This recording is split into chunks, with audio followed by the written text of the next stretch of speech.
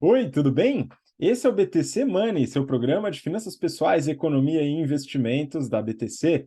Meu nome é Gustavo Habib, eu sou instrutor de negociação e comunicação, e no programa de hoje falaremos sobre o famigerado INSS. A gente vai falar sobre as bases de contribuição, como que funciona, é legal que você entenda, principalmente para você que atua na CLT, na consolidação das leis trabalhistas, né, naquele modelo tradicional de trabalho.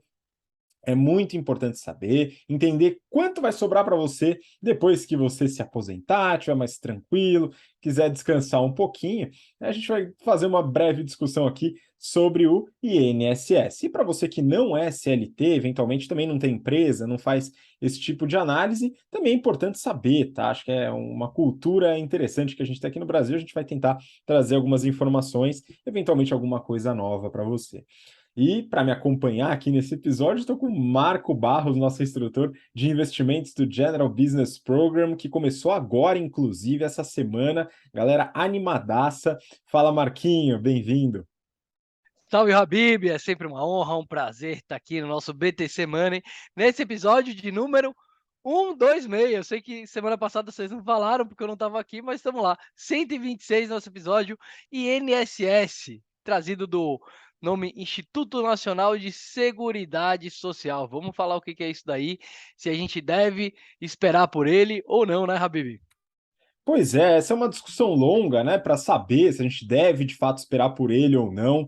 Apesar disso, né, a gente sempre fala aqui que é legal você conseguir juntar um dinheirinho também por conta, mesmo contando com o INSS. Mas a gente vai entrar um pouco mais nessa seara hoje, beleza? E independente de qualquer coisa, também é interessante você guardar um pouquinho do seu dinheiro em outras moedas, fora do real, aqui no nosso querido Brasil, que é algo que a grande maioria, se não todos os consultores financeiros, agentes, o pessoal que ajuda a gente a investir, recomenda, tá? Pelo menos uma partezinha. Claro que a participação da sua poupança, do seu patrimônio em dólar, por exemplo, vai depender do seu perfil de investidor, várias coisas, por isso que você tem que ter o apoio de alguém que possa te ajudar na construção da sua carteira de acordo com o seu perfil.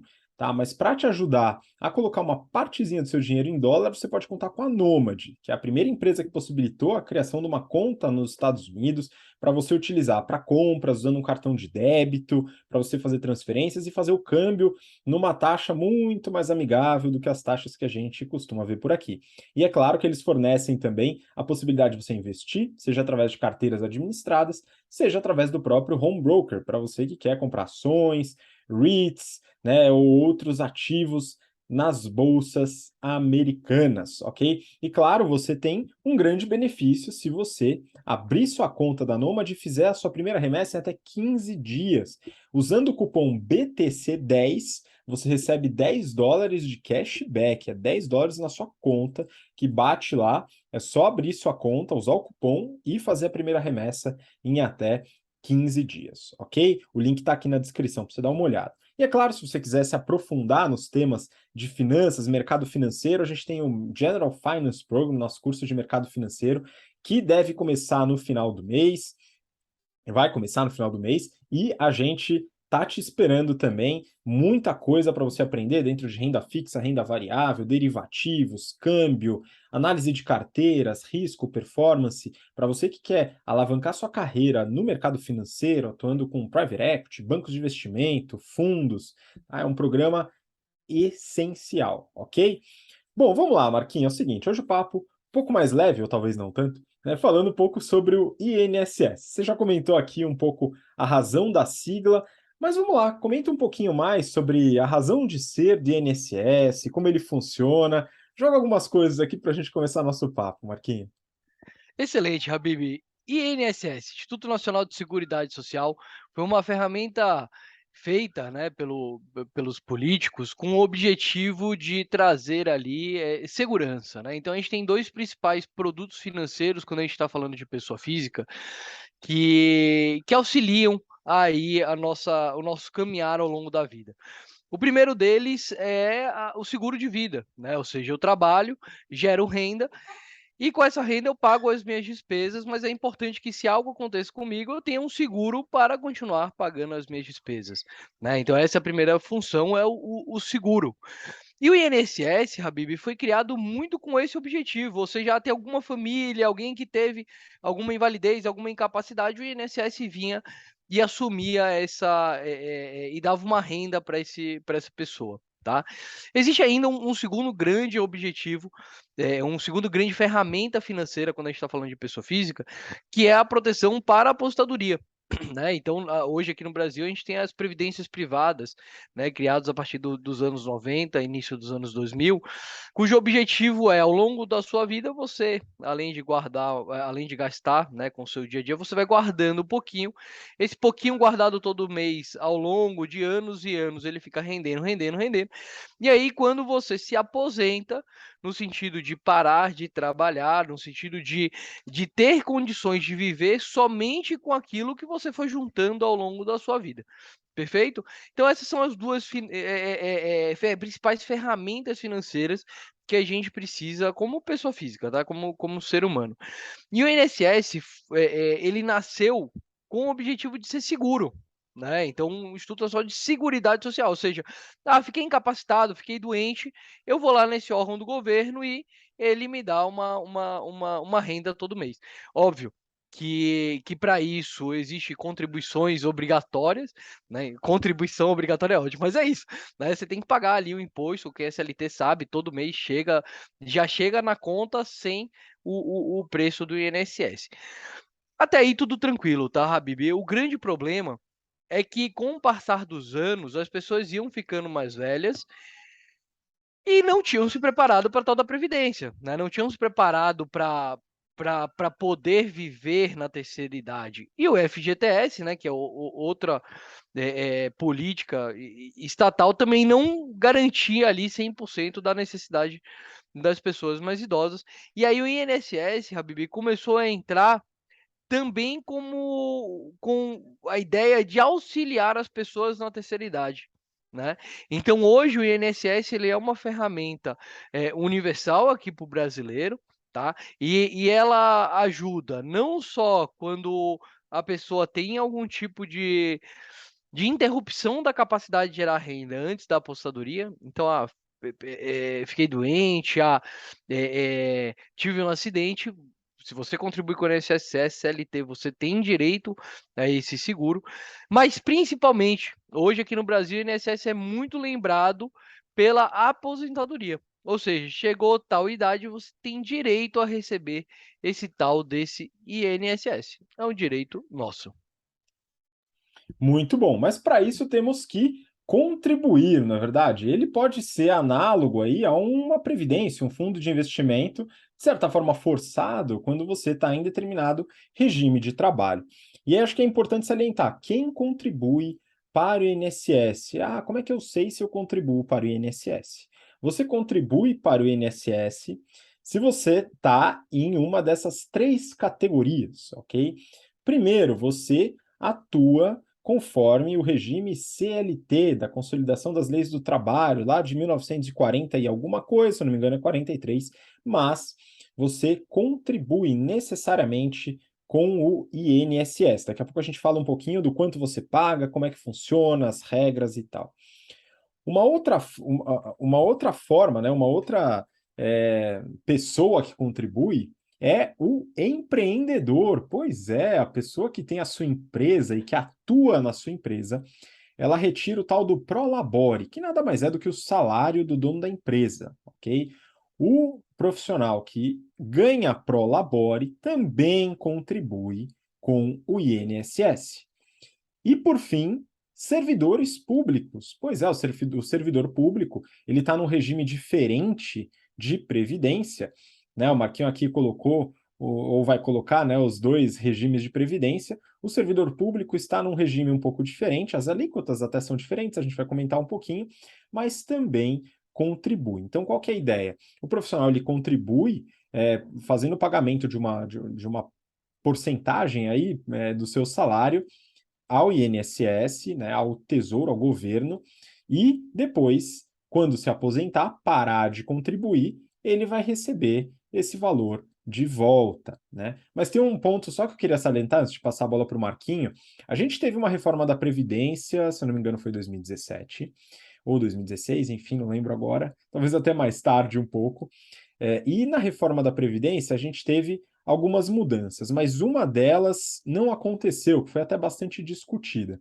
Hoje, a nossa Previdência, do ponto de vista do governo, funciona da seguinte forma: eu, enquanto contribuo, e o Marquinho, que também contribui, enquanto contribui, a gente está pagando pela Previdência e essa fonte que a gente está trazendo, ela é utilizada pelos aposentados de hoje. Tá? Eu não estou contribuindo para eu mesmo no futuro. Isso de contribuir com os aposentados de hoje é o que a gente chama de sistema de repartição. Então, eu hoje, a nossa juventude, o pessoal que está trabalhando hoje, está ajudando, contribuindo com a aposentadoria de quem está aposentado hoje. Né? Uma coisa que foi discutida na época da reforma foi a mudança para um sistema chamado de capitalização, que é o quê? Né? É justamente a criação desse fundo para que eu contribua com a minha própria aposentadoria. Então, eu não mais faria o pagamento, né, para contribuir com a aposentadoria das pessoas que recebem o benefício hoje. Né? Eu estaria colocando num fundo que teria um rendimento e quando eu tivesse aposentado, eu teria esse direito. Então, é só uma discussão, a gente está no regime de repartição hoje, não houve mudança nenhuma nesse sentido, mas eu acho que é bom a gente salientar. Agora eu vou passar a bola para o Marquinho, acho que vale a pena a gente falar de quanto a gente contribui, como é que funciona essa contribuição para o INSS, Marquinho. É isso aí, Habib, você falou num ponto fundamental, né? Eu acho que pelo fato da Previdência do INSS ser fundado com o objetivo de seguro, a fundação financeira dele veio no sentido da repartição, que é o sentido básico do seguro, né? Do mutualismo, ou seja, cada um contribui um pouquinho para se uma pessoa precisar, esse pouquinho de cada um vira um montão para essa pessoa que precisa, né? Isso funciona muito bem para seguro, para doenças, para acidentes, para morte.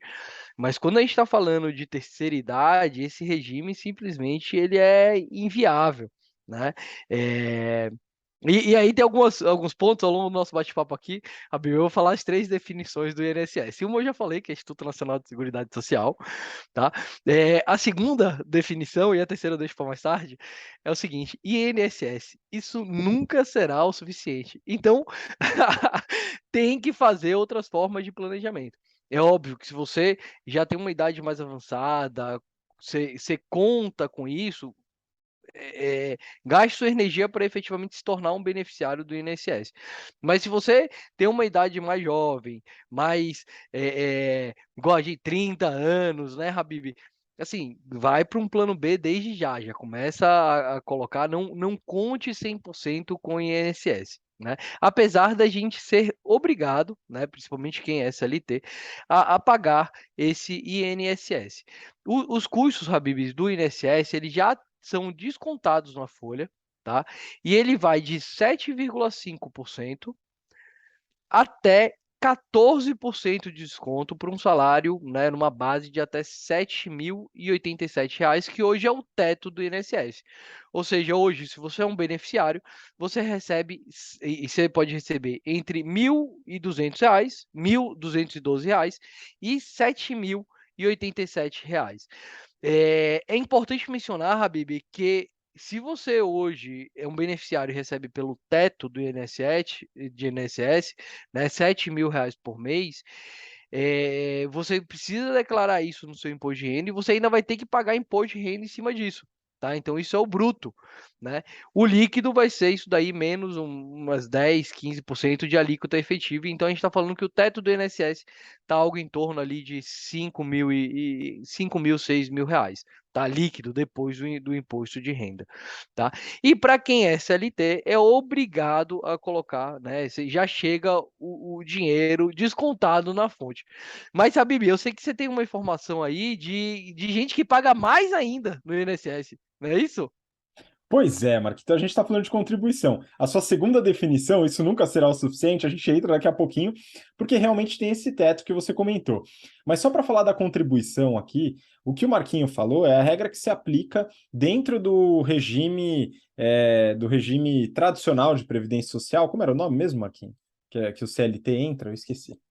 É CLT mesmo, consolidação das leis trabalhistas, e dentro das despesas do governo, ele divide essa previdência social em duas: em previdência básica, que é essa, e existe a outra previdência, que é o que você vai falar agora, que é a previdência do regime estatutário, né? Na verdade, o regime próprio da Previdência Social, que é o RPPS, que é a regra que se aplica aos servidores públicos. Então, o servidor público paga INSS? Claro que paga. E a faixa muda um pouco. Na verdade, como o Marquinho falou, ela vai de 7,5% até 14%, né, no salário que vai do salário mínimo até esse teto de 7.087. Só que acima desse teto tem mais contribuição para quem está no regime próprio, para quem está quem é servidor público, e chega até 22% da remuneração para remunerações acima de 47 mil reais por mês. Eu achei que tinha um teto do servidor público, mas tudo bem, tem uma regra para quem ganha acima do teto, maravilha, né? Mas o regime ele realmente tem isso. E tem outro ponto aqui, uma curiosidade, hein, Marquinhos? Daqui eu não sei se você sabia.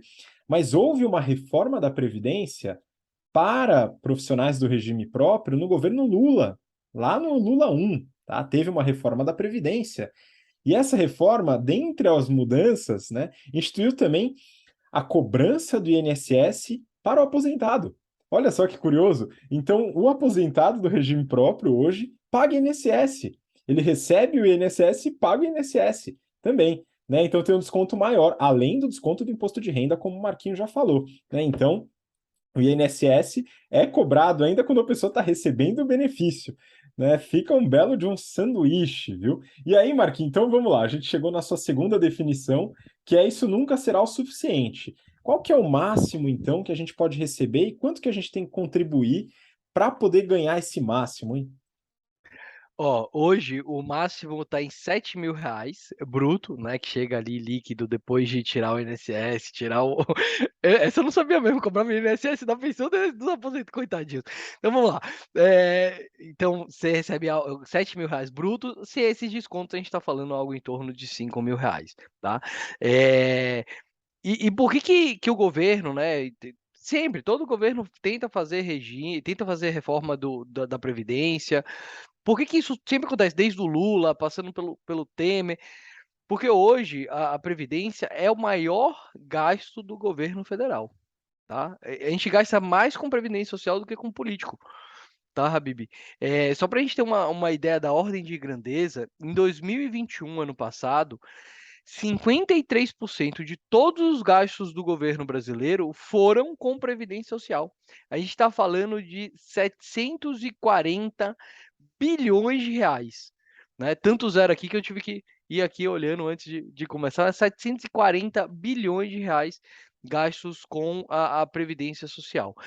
E aí a gente tem um grande ponto que você trouxe para a gente no começo do bate-papo, que hoje não existe um fundo, né, na qual tira-se a grana desse fundo para pagar essas pensões, né? Hoje todo o dinheiro que é arrecadado é utilizado com os atuais pensionistas. E digo mais, Habib, existe um déficit. Se você for olhar só a Previdência Social, existe um déficit grande entre o total arrecadado e o total distribuído. A última vez que eu olhei esse déficit, em 2020, ele estava em algo em torno de 200 bi de real. Ou seja, dos 740 que o governo gasta, bilhões, né, bilhões de reais, ele arrecada 500 bilhões e os outros 200 ainda precisam vir de outros locais, seja de outras formas de imposto, seja através de dívida do governo, para custear isso daí, tá? Então, existe uma tendência no futuro de cada vez mais o teto do INSS ser menor, né? Como já vem acontecendo. Eu me lembro 10 anos atrás, 15 anos atrás, quando comecei a trabalhar com planejamento financeiro, o teto do INSS era R$ 5.000. Né? Ou seja, nesses 10, 15 anos aqui, a inflação foi, cara, mais de 50%, né? E o teto do INSS não subiu de acordo. Então, todo ano, você tem aí um aumento do teto do INSS menor do que a inflação. E aí, Habib, eu fico pensando, quando eu e você se aposentarmos lá daqui a 30, 40 anos, o teto do INSS vai ser o piso do INSS, vai ser aquilo ali para todo mundo, né? Porque ao longo do tempo tem essa tendência do teto não crescer tanto quanto a inflação. E é por isso que a segunda definição disso nunca será o suficiente para você que está trabalhando agora. Não conte com isso lá no futuro. Pois é, Marquinhos. Só um detalhe que eu tinha esquecido, tá? Chama Regime Geral da Previdência Social, né? O regime que atinge CLTs e tal, diferente do regime próprio, que é o regime voltado para servidores públicos. E dentro da conta da Previdência também tem os militares, tá? Isso é muito importante. Porém, né? Será que é fácil? Bom, vamos lá, Marquinho. Nunca será o suficiente. Concordo com você, a gente precisa de outras fontes. Mas R$ 7.000, vamos tirar, descontar e colocar R$ 5.500, não é de se jogar fora, concorda? Então, é legal a gente contar com isso. Será que é fácil a gente garantir isso, né? Então vamos lá, as regras da Previdência, né? Como é que você garante o seu valor, né? O tentar o valor máximo, né? O seu teto do INSS lá na aposentadoria? Existem algumas regrinhas. A primeira é o tempo de contribuição. E essa regra hoje está em 35 anos de trabalho para homens e 30 para mulheres. Tá? Essa é a regra. Mas tem também a idade mínima. A idade mínima estipulada está em 65 anos para homens e 60 para mulheres. E não é só isso. Para você garantir o teto do INSS, você precisa, o teto para sua contribuição, né? Porque se você ganha R$ 5.000 para sempre, você não vai receber 7 lá no futuro. Você vai ganhar o máximo relacionado ao que você contribuiu. Porém, é, o tempo de contribuição não é só o necessário, tá? Você precisa da soma. Então tem a continha, né? Você tem que somar o tempo de contribuição com a idade, e aí você tem um mínimo, né? Quando a gente fala, por exemplo, de mulheres, o mínimo é 90 para quem se aposenta agora em 2023. A partir de 2027, 94 anos, que é o somatório do tempo de contribuição e da idade. E para homens, isso é 104 anos. Tá? Então, você, para garantir esse máximo, vamos supor, para você garantir que você vai receber R$ 7.080, nos valores do futuro, tá? A gente não vai fazer nenhum grande cálculo aqui de dinheiro no tempo, mas qual que seria a ideia, né? Você trabalhar por 35 anos, sendo homem, ter 65 anos, dá mais uns 4 aninhos de lambuja aí, então pode trabalhar 39 anos, e aí sim você consegue se aposentar com R$ 7.080, contribuindo com esse valor na sua aposentadoria, tá? Então, é isso, não é tão simples assim, né? Você tem que só trabalhar, né? É o jeito, né, Marquinhos? É isso aí, Habib. E sem contar que isso muda todo ano, né? Eu me lembro lá, quando mudou, a primeira vez que eu comecei a acompanhar isso, aí era 55 anos, e aí tava para mudar, e aí, cara, e o pessoal que tava para mudar ficou desesperado, falou, não, caramba, preciso me aposentar agora, e que sei lá o quê, não, mas eu espero mais 3 anos e eu me aposento com 80%, ou me aposento agora e tal. E isso muda sempre, né? Então a gente tem que ficar bastante de olho nisso.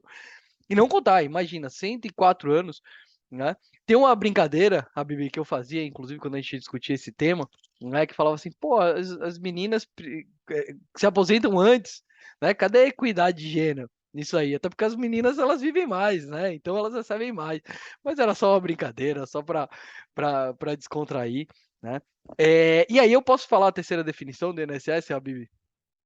Pode, com Posso? certeza, manda bala. Qual que é a terceira definição do INSS? Antes de falar a terceira definição do INSS, vamos o contexto, né? O contexto hoje, todo o dinheiro que a gente coloca no INSS ele é gasto com os atuais contribuintes. Legal. Duas problemáticas em relação ao INSS que está acontecendo hoje em dia é o seguinte: primeiro, as pessoas estão vivendo cada vez mais, né? Ou seja, as pessoas estão vivendo até os 80, 90, 100 anos, e quanto mais você vive, se você é beneficiário do INSS, mais você recebe. Primeira problemática. Segunda problemática, tá nascendo cada vez menos gente, Habib, para sustentar isso daí. Né? Nossa famosa pirâmide demográfica, né, tá invertendo, tá nascendo menos gente e as pessoas estão vivendo mais. Menos gente contribuindo e mais gente recebendo esse benefício. E aí entra com a terceira definição do INSS, que quem me contou ela foi a Fernanda Minervini, head de treinamento lá de seguros da XP. Ela falou o seguinte, Marquinho, INSS isso nunca será seu. Nem conte com isso. A grande realidade é que já não é nosso, né, todo o dinheiro que eu gasto com o INSS, ele é automaticamente dado lá para o meu avô, né, e tudo bem. Mas será que eu quero lá no futuro contar que o meu filho, o meu neto vai ser obrigado a pagar o INSS para eu ter esse valor? Enfim, hoje eu pago porque eu sou obrigado, sai direto lá da folha, e se lá no futuro eu tiver direito, obviamente eu vou requerer esse dinheiro, né. Mas definitivamente minha grande recomendação é, se você pode, não conte com isso, né, Habib. Isso nunca será seu. Muito bom. Pois é, acho que é importante a gente entender as regras, dado que é uma contribuição obrigatória, né, para a grande maioria das formas de trabalho, e a gente precisa entender, né, como que isso vai ajudar, até para saber, Marquinhos, acho que é um planejamento que a gente pode fazer também, o quanto que a gente precisa adicionar a essa futura aposentadoria para poder ter um descanso razoável, porque aqui, né, para a gente fechar um pouco, é muito comum, principalmente no Brasil, os aposentados terem uma redução na qualidade de vida na aposentadoria. E isso não é muito desejável, né, pessoal? Quando você está já mais cansado, querendo realmente, putz, já fez, já contribuiu para a sociedade, né? Vale a pena pegar um pouquinho de volta e você tem uma queda forte no seu estilo de vida, no seu conforto. Isso acontece muito. As pessoas na idade mais avançada terem que ir para uma casa mais simples, né? Terem que reduzir formas de consumo, mudar hábitos alimentares, etc. Por quê? Porque aquilo que elas recebem na aposentadoria é muito menos do que aquilo que elas receberam ao longo do trabalho. Então, é muito importante que a gente consiga complementar a aposentadoria do INSS com outras formas de poupança, né? Que a gente falou sobre investimento, poupança, o ato de poupar, não o produto poupança, tá? Então, acho que é muito importante, né, Marquinho? Porque isso realmente acontece. Você, enfim, trabalha, né, com seguros e com planejamento financeiro, acho que você deve acompanhar um pouco dessa angústia, né? Com certeza, né, você está lá a vida inteira contribuindo, achando que vai ficar tudo bem, e aí chega lá no futuro, você já sem a capacidade de gerar renda, sem essa energia que a gente tem quando jovem, né, quer usufruir disso daí, e aí acaba, se deparando com regras eh eh, que às vezes você não sabia, né, então é muito importante estar ligado, entender como é que funciona e se planejar, no sentido de alinhar as expectativas com a realidade, né. Então, pô, a soma aqui é 104 anos, beleza, essa é a expectativa, vou ter que trabalhar até os 70, beleza, essa é a expectativa, vou alinhar com a realidade para depois não me frustrar lá no futuro, né. E justamente nesse sentido de não se frustrar, que eu sempre falo assim: "Ah, se você já está perto de receber o benefício, cara, vai, manda bala, mas se ainda faltam 40 anos para você chegar lá, meu, nem conta com isso. Se for contar, Habib, conta como um salário mínimo, sabe?". Eu sempre contava como um salário mínimo nos planejamentos financeiros, tanto de seguro quanto de aposentadoria, porque, assim, isso é o que a gente sabe que é o que vai ser forçado a dar de uma maneira ou de outra, né, não existe possibilidade desse benefício acabar, né, simplesmente porque grande parte da população brasileira, vive com base nisso, né, 50% da despesa do governo é para o regime de previdência, mas uma tendência forte que existe é realmente a diminuição do teto desse INSS. Então, se eu fosse falar, assim, sua pergunta, né, de planejar, tal, considerando o INSS, eu utilizaria um salário mínimo como planejamento e o resto eu tentaria fazer por mim mesmo, sabe, Habib? É prudente. Acho que é bom a gente partir de premissas mais conservadoras, que eu acho que é o caso, né? Mas É enfim, isso. então o papo de hoje foi realmente sobre isso. Marquinho, se tiver um recado final, manda bala, senão manda um abraço aí pro pessoal. É isso aí, galera. Muito obrigado e até o próximo BTC Money. Valeu, mestre Marco, obrigado você que acompanha a gente até agora, pelo interesse, pela paciência, e nos vemos na próxima semana aqui no BTC Money. Um grande abraço, até lá. Tchau, tchau.